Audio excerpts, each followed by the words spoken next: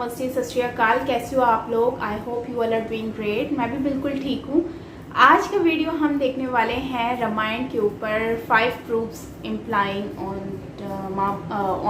रामायण। सो रामायण के बारे में आज हम जानेंगे कि ये कौन से प्रूफ्स हैं और क्या कितना रियलिटी है इस वीडियो में, वो आज हमें जानने को मिलेगा इस वीडियो के थ्रू। सो यस, चलते हैं वीडियो की तरफ और जान लेते हैं। So here we go. Hello दोस्तों, मेरा नाम है गौरव और क्या आपको ये पता है अमेरिका के एक आर्कियोलॉजिकल रिसर्च टीम ने ये पता लगाया है कि तमिलनाडु और श्रीलंका के बीच मौजूद राम सेतु, जिसे वो एडम्स ब्रिज के नाम से जानते हैं, वो असल में एक मैनमेड ब्रिज है जो कई हजार साल पहले बनाया गया था। क्या इसका मतलब ये हो सकता है कि रामायण एक असल घटना पर आधारित है? कई इंडियंस और वेस्टर्न लोगों के नैरेटिव्स के हिसाब से तो रामायण बस एक माइथोलॉजिकल स्टोरी है, यानी कि एक फिक्शनल धार्मिक कहानी जो 400 से 100 बीसी के बीच में महर्षि वाल्मीकि द्वारा लिखी गई थी। तो क्या आप लोगों को भी ये लगता है कि रामायण बस एक माइथोलॉजिकल स्टोरी है? इसे प्रूफ करने के लिए या सच्चाई को जानने के लिए हमें साइंस का सहारा लेना पड़ेगा और देखना पड़ेगा कि साइंस का इस पर क्या कहना है। क्या उसके पास रामायण को रियल साबित करने का कोई उपाय है? And you'll actually be shocked to know, जवाब है हाँ। और इन्हीं सारे जवाबों को आज के इस वीडियो में मैं आपके साथ डिस्कस करने वाला हूं, जिसका टाइटल है इज रामायण रियल। तो शुरुआत से शुरू करते हैं और हमें यह पता है कि रामायण एक ऐसी कविता या कहानी है जिसमें तकरीबन 4,80,000 शब्द आते हैं। वो ओरिजिनली महर्षि वाल्मीकि द्वारा लिखी गई थी कुछ 400 से 100 बीसी में। क्योंकि रामायण और महाभारत दोनों में ही वेदों का जिक्र है, जिससे ये साबित होता है ये दोनों ही कहानियां वेदों के बाद लिखी गई थी, यानी 1200 से 400 बीसी के बाद। और फिर हम ये भी देखते हैं कि महाभारत के आखिर के कुछ चैप्टर्स में रामायण का जिक्र है। इसका मतलब ये हो जाता है कि रामायण महाभारत से पहले लिखी गई थी, यानी 100 बीसी से 400 एडी के टाइमलाइन से पहले। और इसी में अगर हम संस्कृत भाषा का एवोल्यूशन डेटा भी ऐड कर दें तो हमें यह पता चलता है कि रामायण में जो संस्कृत इस्तेमाल की गई है ना, वो 400 बीसी के बाद ज्यादा कॉमन थी। लेकिन उस वक्त तो कोई प्रिंटिंग प्रेस नहीं थे, तो इतनी सारी कॉपीज आखिर बनी कैसे? अलग अलग गुरुओं ने इसके कई सारे वर्जन्स बनाए ताकि लॉर्ड राम की ये कहानी सभी सामान्य लोगों तक पहुंच सके और वो इससे कुछ इंपॉर्टेंट लाइफ लेसन्स सीख सके। For example, unity is strength. Lakshman Ram के सौतेले भाई थे, लेकिन फिर भी दोनों में इतना प्यार था कि उन्होंने वनवास भी साथ में झेला। इक्वालिटी, भगवान राम एक वानर सेना लेके निकले थे। इसी से ये साबित हो जाता है कि वो किसी भी जीव को अपने से कम नहीं समझते थे और यही वजह थी कि सभी उनके लिए अपनी जान तक देने के लिए तैयार रहते थे, जैसे Garuda Jatayu. Pride leads to loss of intelligence. Ravan को रामायण के उन कैरेक्टर्स में गिना जाता है जो बुद्धि के मामले में बहुत आगे तो थे, लेकिन फिर भी वो हार गए। इसीलिए नहीं कि वो कमजोर थे, बल्कि इसीलिए क्योंकि उनके घमंड ने उनकी बुद्धि को ब्लॉक करके रखा था, जिसकी वजह से उनको अपनी और अपने कई चाहने वालों की भी जान को गंवानी पड़ी। तो अगर आप भी अहंकार, क्रोध और मोह माया के चलते अपने प्राणों की आहुति नहीं देना चाहते, इन अ वे आज के युग में आगे बढ़ना चाहते हो और कहीं एक ही जगह पर रुकना नहीं चाहते हो, तो आपको भी रामायण पढ़ना चाहिए। लेकिन ऑब्वियसली रामायण काफी बड़ी किताब है और उसके सीख को अगर हमें एक समराइज्ड फॉर्म में सुनना है तो उसका भी एक ब्रिलियंट उपाय है मेरे पास। एक किताब है ना, पवित्र रामायण से 11 सीख। ये किताब आप पढ़ सकते हो, जिससे आपको ऐसे ही कई और महत्वपूर्ण जीवन सत्यों का ज्ञान प्राप्त होगा। ये जीवन की ऐसी सच्चाई है जो कई लोग जिंदगी भर जान नहीं सकते और ये सच्चाई आपकी भी आंखें खोल सकती है। अब फ्रेंड्स, मुझे ये भली भांति ज्ञात है कि आप में से कई बुद्धिजीवी एक पुस्तक पढ़ना पसंद नहीं करते। It's like a test of your patience. परंतु मुझे ये भली भांति ज्ञात है कि आप में से कई बुद्धिजीवी लोग ये पुस्तक पढ़ना पसंद नहीं करेंगे क्योंकि ये इंग्लिश लैंग्वेज में है या ऐसी लैंग्वेज में जो आपको नहीं आती। परंतु क्या आपको ये ज्ञात है कि कुकू एफएम ही एक ऐसा ऐप है जो अपने आप ही, मेरा मतलब है अपने आप ही आपकी कोई भी मनपसंद किताब आपको पढ़ के सुना सकता है। और सिर्फ पढ़ के ही नहीं सुना सकता, बल्कि आपके मनपसंद रीजनल लैंग्वेज में, क्योंकि इस ऐप में आपको अपनी कई मनपसंदीदा बुक्स मिल जाएगी जो आप आराम से सुन सकते हो अपने काम और आराम पे विराम लगा के। मेरा मतलब है मल्टीटास्क करते हुए, क्योंकि ये ऑडियो बुक्स है। अब इस ऐप से आप अद्भुत रामायण से 11 सीख आराम से सुन सकते हो, और इसके साथ कई और सेल्फ डेवलपमेंट बुक्स भी आपको यहाँ पे मिलेगी, finance related, biographies, educational books, सब कुछ आप सुन सकते हो मल्टीटास्क करते हुए। और सबसे इंटरेस्टिंग बात तो यह है कि अभी इनका एक ऑफर चल रहा है जिसमें आपको 50% डिस्काउंट मिल रहा है ईयरली सब्सक्रिप्शन पर। मतलब 399 रुपीज पर ईयर इनका चार्ज है, उसमें भी 50%, मतलब ये amount which is less than 50 पैसा per day for so much knowledge, और वो भी जिसे आप अपने डेली स्केड्यूल में आराम से स्क्वीज कर सकते हो। जैसे ब्रेकफास्ट करते करते आप बुक रीड कर रहे हो, या ट्रैवलिंग के वक्त बुक रीड कर रहे हो। ये हैबिट आपको सक्सेसफुल होने में मदद करेगी। आपको करना बस ये है, नीचे डिस्क्रिप्शन लिंक पे क्लिक करो और जाओ ऐप को डाउनलोड करो और मेरा कूपन कोड यूज करना। मैं पर्सनली वो सारे ऐप्स यूज करता हूं जो मेरा नॉलेज बढ़ाते हैं, तो आप भी क्यों ना ट्राई करो। Click on the link in the description Try करो। and go install it now.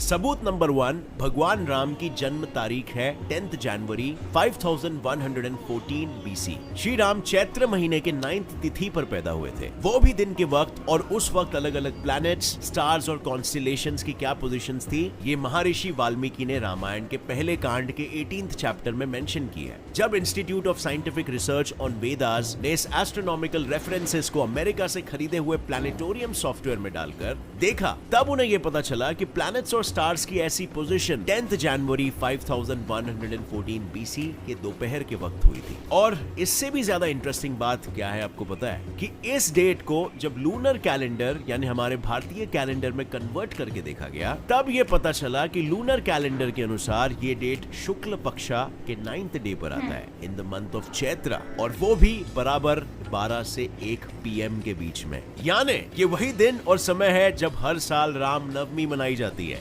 Shock लगा राइट? वेल, अब और लगेगा, क्योंकि ऐसे ही एस्ट्रोनॉमिकल रेफरेंसेस राम के अन्य सौतेले भाई यानी लक्ष्मण, भरत और शत्रुघ्न के जन्म पर भी दिए गए, जिन्हें अगर हम प्लैनेटोरियम सॉफ्टवेयर में डालते हैं तो राम के जन्म के कुछ सालों बाद ही इनकी भी टाइमलाइन सामने आती है। तो क्या ये सब भी बस एक इत्तेफाक है? वेल, हो सकता है। अगर हाँ, तो चलो थोड़े और सबूत खोजते हैं। सबूत number 2, Ram's age during exile was 25।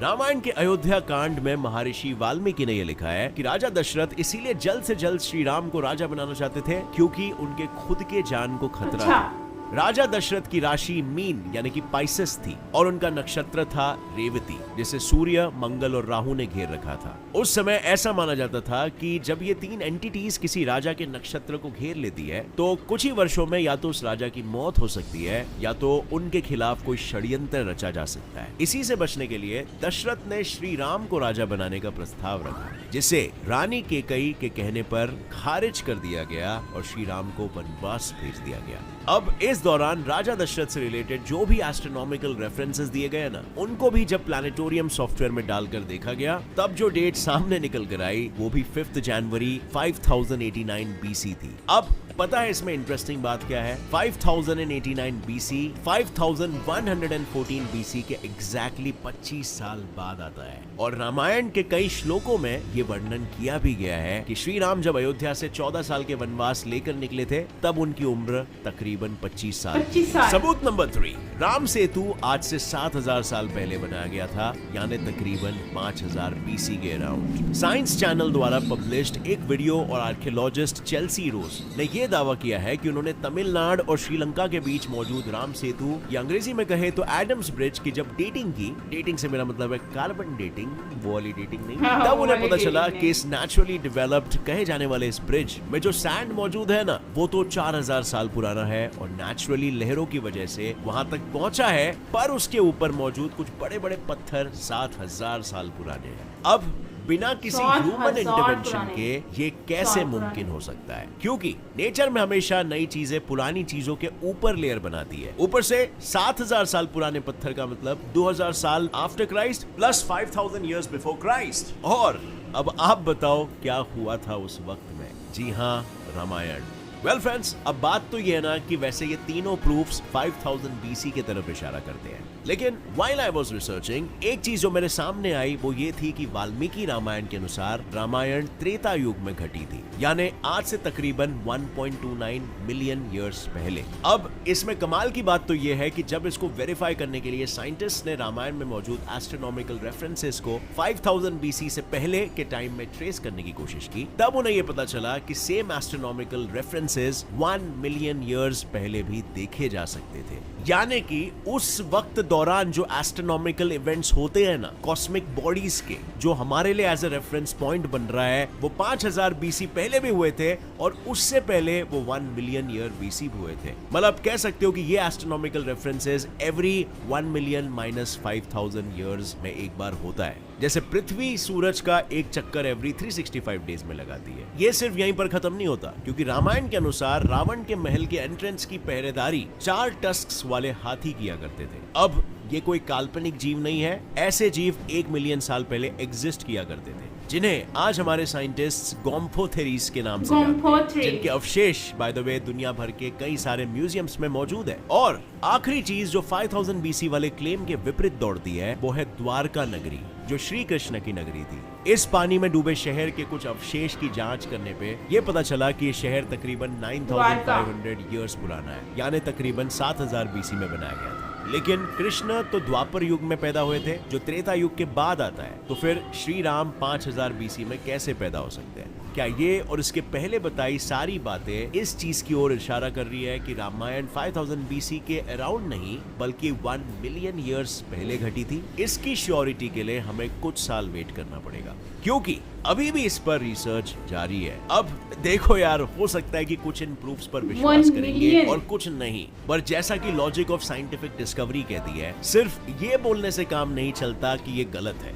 आपकी भी ये जिम्मेदारी बनती है कि आप एक काउंटर आर्ग्यूमेंट दें with a logic based on proofs. और आज तो हमने सिर्फ एक परसेप्शन ऑफ रियलिटी को प्रेजेंट किया है, और अगर आप पर्सनली मेरा ओपिनियन जानना चाहते हो तो मैं इस हद तक बिलीव कर सकता हूँ कि हाँ, राम भगवान जैसे एक महापुरुष हुए हो सकते हैं जिन्होंने उस जमाने में बहुत ही स्ट्रॉन्ग कैरेक्टर, वैल्यूज और प्यार दिखाया हो अपने लोगों को, और इसीलिए वो जीते जी और मरने के बाद भी अपने लोगों के लिए एक मिसाल बन गए।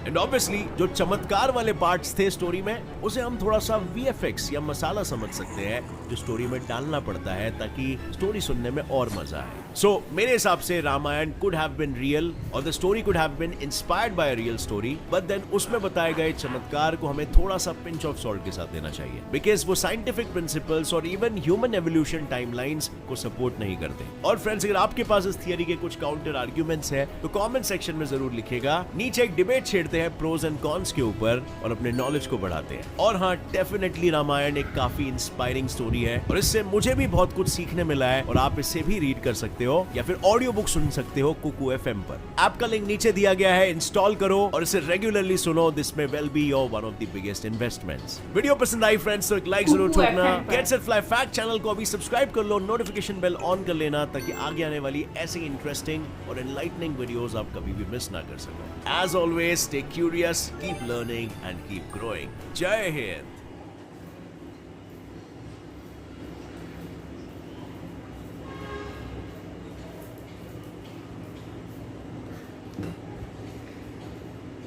ओके फ्रेंड्स, ये वीडियो है जिसमें रामायण के बारे में बताया गया है कि रामायण जो है वो बेसिकली हुई थी और वो रियलिटी थी। अच्छा, बहुत सारे लोग ये कन्फ्यूजन भी हो जाती है और स्पेशली मेरे जैसे लोगों को तो बहुत ज़्यादा हो जाती है, क्योंकि जिनको कुछ पता ही ना हो और फिर अचानक से वो लर्निंग स्टार्ट कर रहे हो from the beginning, you know.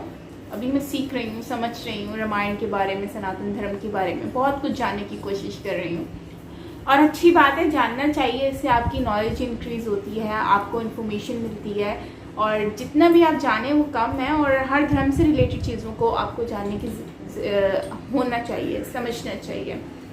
तो इस वीडियो में रामायण के बारे में बताया गया है कि जो एडम ब्रिज, जो कि एक ब्रिज है तमिलनाडु से भी जो है वो श्रीलंका, एंड ये मेरे लिए एक वाकई में ही नई खबर थी, मतलब एक न्यू थिंग है जो कि मैं जान रही हूँ कि तमिलनाडु एंड श्रीलंका के बीच में एक ब्रिज होती है, और ये ब्रिज जो है वो बेसिकली जाती है ये जो है वो ब्रिज जो है वो उस टाइम पे हुई थी, ये जब मतलब कि ये महाभारत वगैरह रामायण थी तो उस टाइम पे ये सब कुछ हुआ। और ये ब्रिज मतलब कि इतना पुराना है कि इस ब्रिज को पत्थर, इसके ऊपर अभी तो मट्टी वगैरह लेयर आ गई है, लेकिन इस ब्रिज के नीचे जो लेयर है वो मतलब पत्थरों की, और वो पत्थर रियल है और वो बहुत हज़ारों पुराने हैं साल। एंड ये चीज़ मेरे लिए एक न्यू थी। और मतलब काफ़ी सारे वैसे महाभारत से रिलेटेड और रामायण से रिलेटेड बहुत सारी चीज़ें जो हैं वो हमें नई नई देखने को मिलती हैं, मतलब हिस्ट्री देखने को मिलती है, जिसमें हम ये भी कह सकते हैं कि रामायण जो है वो मतलब महाभारत जो है वो उससे अब रिलेटेड, जैसे चक्रव्यूह जो है वो हमें देखने को मिलता है, जिसमें अभिमन्यु जो है वो भी अंदर उनको जाने का रास्ता पता था, निकलने का नहीं पता था, तो वो चक्रव्यूह अभी भी एग्जिस्ट करता है। तो इसी तरह से रामायण में भी बहुत सारी चीज़ें जो हैं वो लिखी हुई हैं। वैसे तो रामायण कह रहे हैं कि बहुत बड़ी बुक है और उसको पढ़ना इतना आसान नहीं है, मतलब पढ़ने में बहुत टाइम लग जाता है, तो उसको अगर आपको सुनना है, समझना है, तो मतलब ये चीज़ें अगर आप जानना चाहो तो इस तरह से भी आप बहुत रिसर्च जितनी करेंगे उतना ही कम है। आपको डिफरेंट ऐप्स वगैरह आ गई हैं तो सहूलत के लिए। तो श्री कृष्ण के जन्म के बारे में भी बताया गया कि उनके जन्म के टाइम पर जो मतलब साइंटिफिक के तौर पर अगर हम देखें तो इसमें भी प्रूव हुआ है कि कृष्ण जी का जो मतलब जन्माष्टमी है वो कब हुई थी, तो वो भी मतलब कि रियलिटी है और साइंटिफिक के अकॉर्डिंगली वो बिल्कुल परफेक्ट डेट है जिसमें सेलिब्रेट होती है। एंड इसके अलावा द्वारका नगरी के बारे में बताया गया कि द्वारका नगरी जो है वो किस तरह से, उसके बारे में सब कुछ बताया गया कि पानी के अंदर कैसे डूब गया और वो सारा कुछ चीज़ें कृष्ण जी से रिलेटेड। सो फ्रेंड्स, ये हमारा आज का वीडियो था, काफ़ी इंफॉर्मेटिव वीडियो था, कृष्ण जी के बारे में जानने को मिला, रामायण एंड महाभारत। एक्चुअली मैं एक अच्छा महाभारत बेसिकली जो है वो जो भारत में महाभारत से रिलेटेड जो चीज़ें हुई थी, आई थिंक ये वो सारी चीज़ें इसमें एक्सप्लेन की गई हैं महाभारत में।